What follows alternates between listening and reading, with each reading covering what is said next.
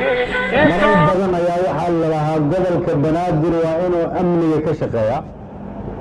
maanta waxaa fal galay taliyayaashii iyo wasiirkii, guddoomiyeyaashii degmooyinka, guddoomiyaha gobolka banaadir, ku-xigeenadiisii, xafiiskii madaxweynaha, xafiiskii ra-iisul wasaaraha, golihii wasiirada. waxaa loo soo jeestay in amniga magaalada muqdisho wax laga qabto, laakiin waxaan rabnaa inaan ka guurno amnigii ahaa markay wax dhacaan in wasiirka ama madaxweynaha ama ra-iisul wasaaraha su-aalo la weydiiyo. waxaan rabnaa su-aaluhu inay ka soo bilowdaan meesha ugu hooseysa oo ah guddoomiyaha degmada waaxda uu joogo ugu hooseysa. sidoo kale waxaan rabnaa ammaanteeda idinku inaad qaadataan oo guddoomiyaasha degmooyinka iyo waaxaha iyo laamuhu ay ku tartamaan xaafad walba amnigeedu siduu yahay. waxaa la rabaa inaad su-aalaha aada weydiinaysaan guddoomiyaha gobolka banaadir iyo taliyayaasha iyo wasiirada inay yihiin agabka aada u baahan tihiin iyo ciidamada aada u baahan tihiin iyo qalabkooda ma la idiin soo dhammaystiray. laakiin waxaan rabnaa xaafad walba oo ka mida gobolka banaadir inuu joogo ciidan ku filan, inay joogaan dad isxilqaamay oo ka socda darisaynta idinku aad abaabisheen oo qayb ka ah ciidanka.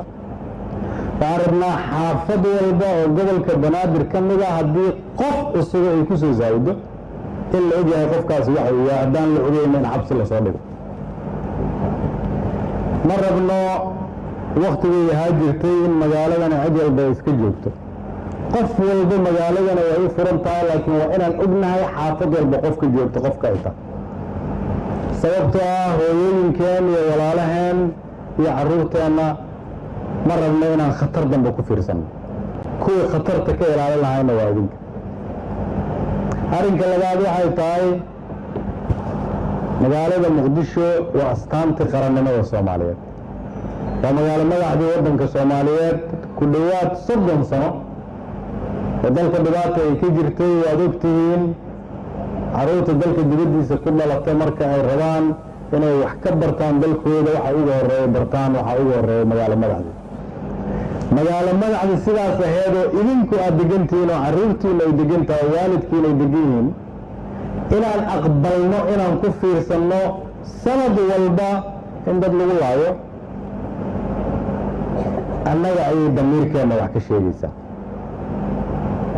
haddii marka aad rabtaan inaad qarannimada soomaaliyeed dib u dhistaan, in sharafta iyo karaamada ummadda soomaaliyeed la soo celiyo, in waddanka horumarkiisa laga shaqeeyo, tallaabada ugu horeeya oo nala ka rabo waxay tahay magaalada muqdisho oo ah caasimaddii in amni laga dhigo.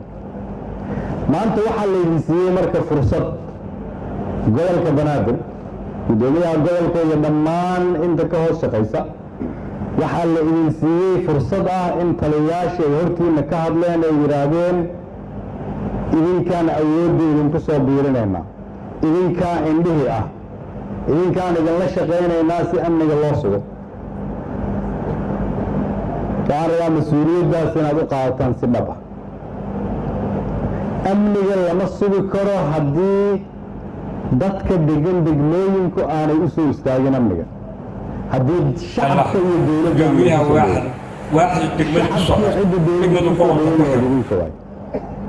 idinku marka waa inaad marka ugu horeysa aamintaan dowladnimadiina.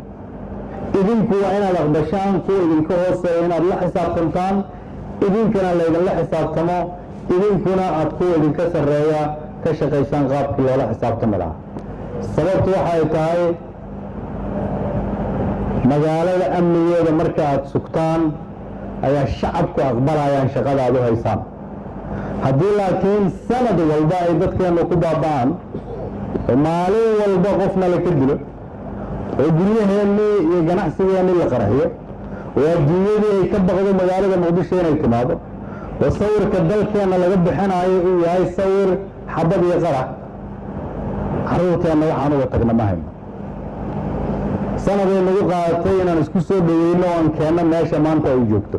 waxaan aaminsanahay oan kulligiin idinkaga mahad celinayaa in maanta aad taagantihiin meeshii u wanaagsanayd.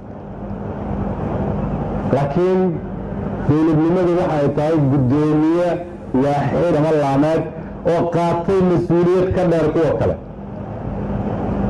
waa xaafadaas abaabushay oo tiri mar dambe ma aqbalayno in dalkeenna la dumiyo. waa hooyooyin isu yimid oo yidhi ma aqbalayno shabaab carruurteenna leynayo.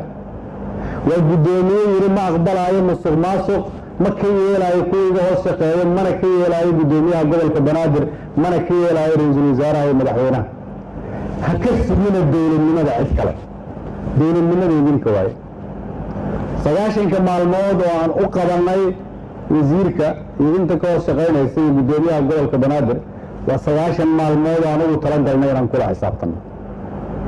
shirkan maalintii ugu horreysay aan qabanayno waxaan ku yidhi waxaan u baahanahay in la ii keeno xamar oo amni ah, ama in la ii keeno ciddii mas-uulka ka ah in magaaladii amni noqon weysa.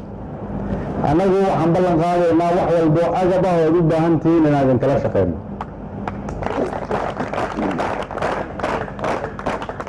meel iska dhiga ninjeclaysiga, meel iska dhiga degmada, meel iska dhiga qabyaaladda, meel iska dhiga shakiga iyo kala qoqobnaanta.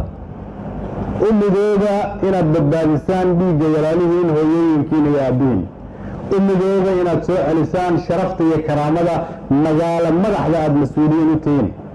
u midooba dunida iyo dadka soomaaliyeedba inaad tustaan soomaaliya way soo noqotay, iftiinkii iyo sharaftii magaalada muqdishona way soo noqotay, amniga magaaladana ilaahay ka sokoy idinkaa ka shaqeeya, idinkaa ka mas-uula. waa mahadsantihiin. wasalaamu calaykum.